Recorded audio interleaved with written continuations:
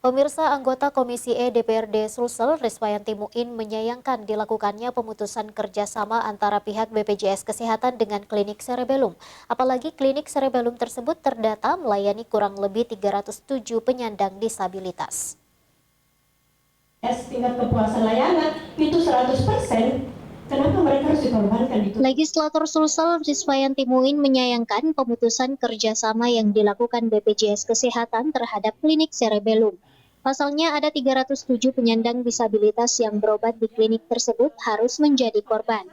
Dalam rapat dengar pendapat bersama BPJS Kesehatan dan klinik Cerebellum, Komisi E DPRD Sulsel meminta persoalan secara rinci dari pihak BPJS. Sebab menurut Dewan, dari sekian banyak vaskes di Makassar, mengapa mesti klinik Cerebellum yang dicabut?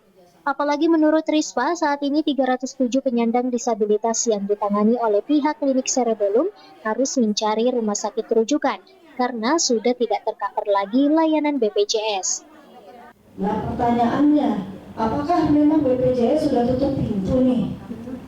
Untuk vaskes-vaskes yang BPJS, ya Cerebellum ini hanya variabel, ada beberapa vaskes di dalamnya.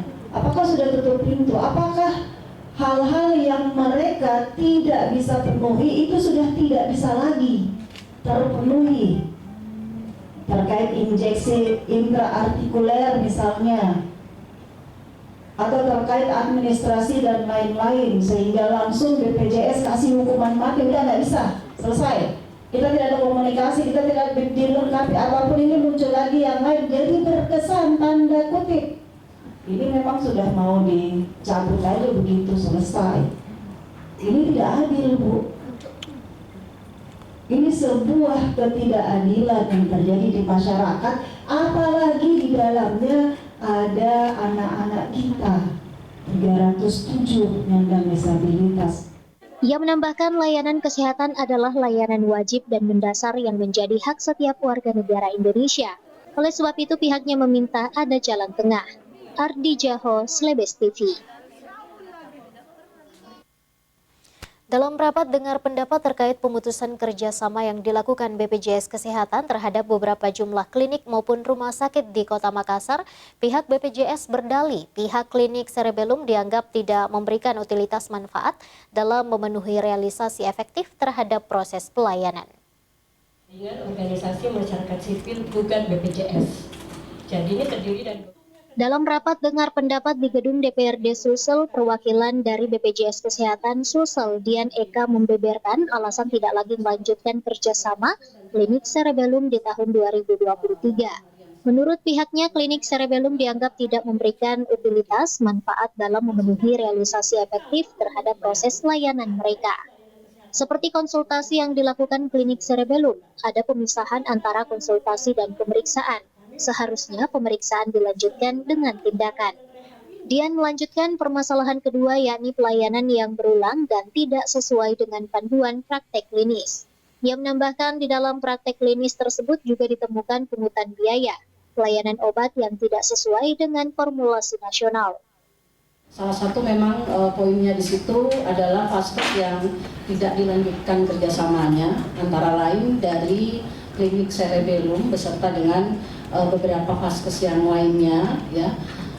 Kalau kami menelaah dan membaca daripada kronologis kemudian urutan-urutan proses yang sudah dilakukan oleh kantor cabang Makassar, kami melihat memang berpulang pertama-tama itu dari telaah utilisasi manfaat, kemudian dari sana proses itu diteruskan melalui diskusi dengan organisasi profesi, dalam hal ini Perdosri. Kemudian kami juga ada tim kendali mutu, kendali biaya, dan seterusnya. Kemudian melibatkan organisasi profesi, antara lain Persi, Asklin, dan yang lain-lainnya, IDI pun demikian. Sementara itu dari Direktur Klinik Cerebellum, Farid Abdullah mengatakan, apa yang disampaikan dari perwakilan BPJS dianggap tidak mendasar dan tidak ada aturan yang mengikat. Farid menambahkan, pihak BPJS dinilai tidak memiliki patokan yang jelas dalam mengambil suatu tindakan yang mendasar perkara pelayanan.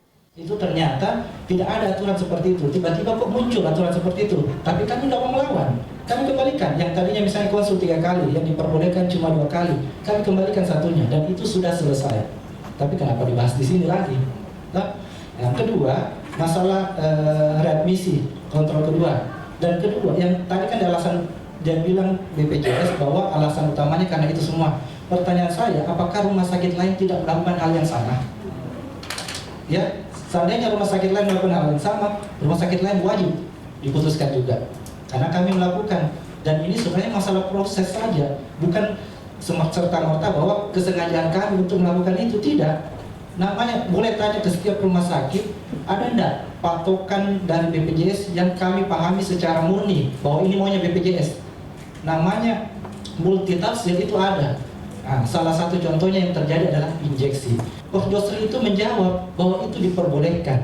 Ternyata tidak diterima oleh BPJS. Oke, kami mundur lagi. Dan pada posisi itu kami kembalikan ke BPJS maunya apa ini yang injeksi.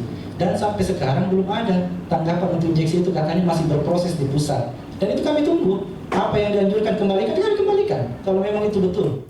Ardi Jaho, Slebes TV.